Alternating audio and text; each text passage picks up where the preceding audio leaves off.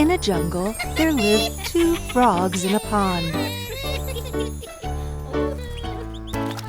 They were passing their time playing happily without any worry or complaint. As time passed on, the summer got hotter and hotter.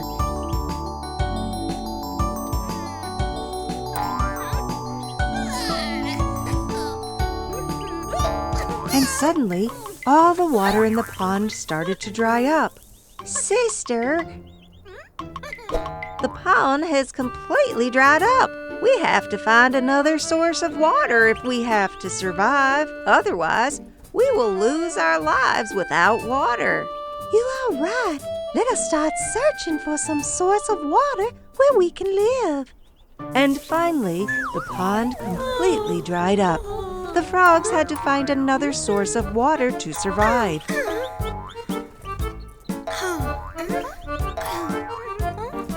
On their way, the frogs found a well. So they happily jumped to see the well. "Look, sister, we found a well with water in it. We can live happily in this well without any problems. Come, let us jump in." "Sister, do not hurry. Remember, we had to leave the pond when the water dried up.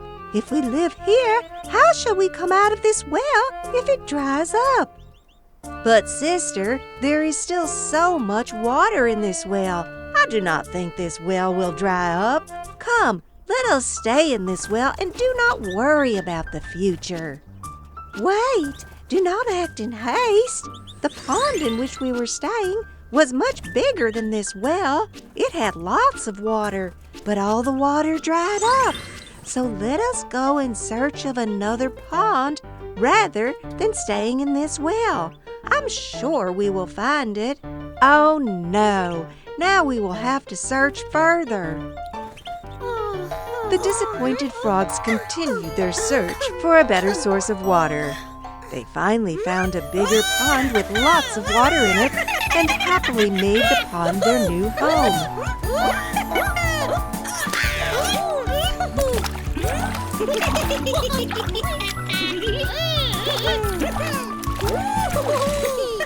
After a few months, "Oh my God, I have to walk 30 minutes to come here to fetch water, all because the village well has completely dried up." "Thank God, sister. There was a lot of meaning and wisdom in whatever you said. Had we jumped into the well, we would have lost our lives by now." Moral: always think before you act. King Chitosan was very fond of flower vases. He had a lot of beautiful vases arranged in a colorful way in his palace. He had appointed a young man to take care of those vases and warned him that any damage to those vases would get him punished. One day, as the young man was cleaning the vases with a cloth, suddenly one vase slipped out of his hands and broke to pieces. The king heard the sound and rushed to the spot. "What have you done? You have broken my most valuable possession. You will be punished for this act. Hang this man to death." "Your Majesty, the flower vase slipped out of my hand by accident. I beg your pardon. Kindly spare my life." But the king did not pardon the young man. "What is your last wish? Ask anything other than your life, and I shall grant it." "Your Majesty, I have just one wish. I would like to see all the flower vases at once." "Guards, go to my palace and get all the flower vases here at once." The guards went inside the palace and got the flower vases. "Look at them as much as you want. You won't get another chance." The young man broke all those flower vases kept before him. Seeing this, the king got furious. "What have you done? You have broken all the vases." "Oh, King, I did what I should. I have saved the lives of so many other people." "How is that possible?" "Breaking one of those vases brought me death. Someday or the other, these vases would be broken by someone else, and all of them would be hanged too. I did this to save their lives. Now I will be the only one to die. Young man, I appreciate your thoughts. You have enlightened me. I shall pardon you and reward you with an honorable post in the court. Moral: a decision taken in anger is never correct. Never make a hasty decision. The Learned Fools. There lived 4 friends in a village. One day they were talking amongst themselves about going to Kashi for higher education. So we shall all start for Kashi tomorrow. What do you all say? Dear friends, I think common sense is more important than higher education. No, higher education is important. I have no interest in higher education because common sense is of more value to me. No, I will not come along. The 3 friends left for Kashi for higher education. The 4th friend did not accompany them. After some years, the 3 friends returned to the village. They have already completed their higher education. There is no opportunity for people like us in this village. Let us move to the city to find better jobs. Yes, you're right. Hey, can I also come along? You have no knowledge. What will you do in the city without any formal education? That doesn't really matter. I'm clever enough to earn money in the city. I will accompany you all. The 4 friends leave for the city. Look, friends, there's a dead lion. I can use my knowledge and put the bones together. I can put the skin over the skeleton. I could put life into that. Beware! The lion would kill us all if you give it life. You don't know anything. You're just trying to disturb our experiment. The 3 friends began their experiment. Don't do this! Think again, you fools! He'll kill us! He realized that they would not stop, so he climbed a tree for safety. The lion came to life and pounced on the friends. One by one, it killed all the 3 friends. Oh no! You should have used your common sense before using your knowledge. The only friend who survived was the 4th friend who used his common sense. Moral: knowledge without common sense is no good. The Bull's Advice. A farmer had a loyal bull that used to help him in farming. One day a bug flew into his backyard. You work hard every day. You help the farmer plow the fields. You help them travel from place to place pulling their carts. But what do you get to eat? Just some grass and fodder. What a pity! Dear friend, I don't have any complaints. I am very happy to serve the humans. They look after me very well. The humans are just using you for their purpose. That's why I don't work for humans. Instead, I suck their blood. But you are so big and mighty, yet you slave for humans. Look at me, how tiny I am, but I suck their blood. I work for the humans because they feed me well. They look after me every day. They give me shelter. They treat me if I fall sick. They pat me affectionately on my back and say loving words to me.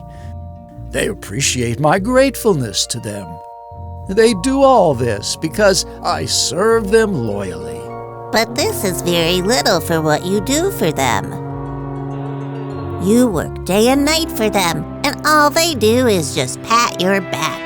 I think I am far better than you, even though I am so tiny in size. Shame on you! You fool! Don't feel proud of yourself. The humans dislike you because you suck their blood for free. You do not help them in any way. You are a pest to humankind. I don't care. Without listening to the bull's advice, the bug flew off. One day, as usual, the bug sat on the farmer to suck his blood. What a silly pest! Bad deeds always have bad results. If she had been more helpful, she would not have lost her life. Moral: what we sow, so shall we reap. In a faraway land, there ruled a great king who always helped the poor and needy. The king was a person of great charity, kindness, and learning. In his kingdom lived a very poor farmer. He had a daughter who was of marriageable age, but the farmer did not have any money to get her married. I should go to the king and ask for some money to get my daughter married. The next day, the farmer started on his journey to meet the king. I am hungry and tired. I should find some shade to sit and have the rodice that my daughter made for my journey. As the farmer was sitting to eat, there came a hungry dog begging for food. This dog needs the rodice more than I do to survive. The farmer continued his journey to see the king. After traveling some more distance, he reached the king's palace. Who are you? And what do you want from me? Oh, great king, I'm a poor farmer coming from a small village. I have to get my daughter married, but I have no money. That's why I've come to ask for some help. Good farmer, I will help you if you pledge the credit of some noble deed you have done. Oh, king, what noble deed can I do? I'm just a poor Brahmin. Oh, I fed a dog with rodice on my way to the palace. I can only pledge its credit to you if it counts for anything. Let me test the nobleness of your deed. I will weigh it in the Dharma balance with gold coins.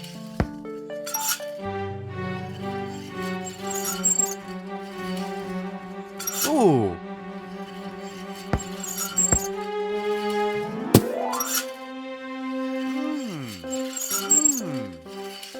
Farmer, are you doing some magic?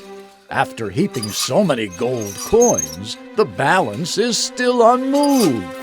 Oh, king, I'm a poor farmer. What magic can I do? the king consulted his court sage about the miracle. King, the difference is in equality. You give away things which make no difference to you, but this Brahmin gave away something which he badly needed to stay alive. He was giving away his life to the dog to help it live.